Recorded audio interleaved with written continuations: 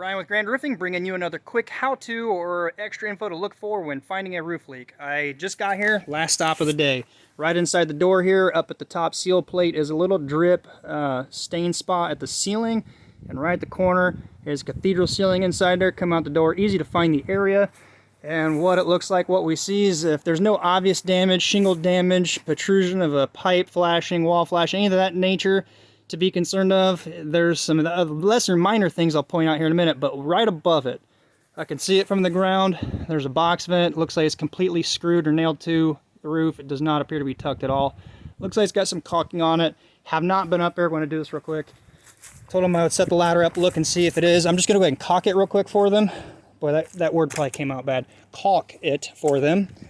And just because, again, we're getting some rain coming here real soon. If you guys have not seen this ladder, this thing is amazing. Hard to pull out with my cell phone in my hand, but you got to check this out. Link in the description down below where you can get it on Amazon.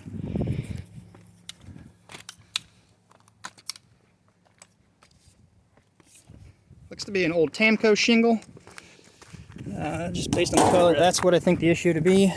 So what I said, some things to be aware of at the bottom down below is the keyway, the stagger pattern. Make sure they're good. Make sure there's no nails in those areas. I've seen them wallered out and leaking.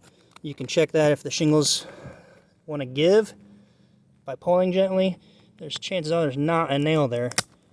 If they come loose, you can obviously just pull them up and just kind of look in there. See, there's a nail right here. It's close, but not right in it. I don't think that's the issue because that is definitely not good. So we're going to focus the look right here. Honestly, a box vent, if there was no ceiling vent fan there, like in a bathroom, nothing like that. So this is pretty much useless in a cathedral ceiling. I don't know why it was even put here. Unless there's some sort of little attic area, this is only going to help vent one truss. It does have ridge vent, so that's good. That's really what you need if you have a cathedral ceiling, vaulted ceiling. But I think the issue is water coming down and it's getting in these little areas right here. Potentially getting into here, and it's just running straight down the rest of the way getting in. So we're going to add a little caulking down the side here just to see if it stops the leak. Nothing is destroyed with it. I've seen plastic ones where they're cracked. If you're ever installing a plastic one in the cold weather, do not use an air nailer. You'll shatter it, you won't know it. Same thing down this side right here. If this stops the issue, I'll quote for repair to flat bar out some shingles. Probably you just totally do away with this. It's not needed. Unless they're using this as an intake vent to allow, but even still, it's not going to give enough intake. It should have soffit vent down below because you're not going to vent down there. And again, if you don't have an attic space, it's just cathedral ceiling, it's not going to do anything. So either remove it or at least replace it, but tuck it under the shingles the way it needs to be. So your shingles will come up, go under, vent down, and then a few rows on top. That way it sheds the water.